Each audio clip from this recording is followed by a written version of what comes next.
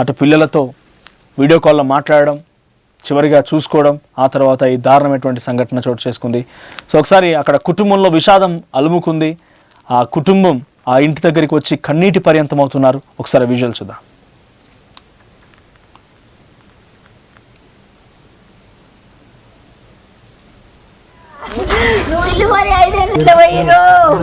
ఇద్దరు ఎందుకు పోయిరు?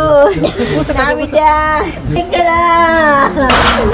నా బిడ్డ బిడ్డ మాయ సంసారం చేసినవే ఇక్కడ, నా బిడ్డ బిడ్డ 5 ఏళ్ళ ముందు కాదే బిడ్డ, నువ్వు ఇల్లు మరి 5 ఏళ్ళ పోయిరు, ఇద్దరు ఎందుకు పోయిరు?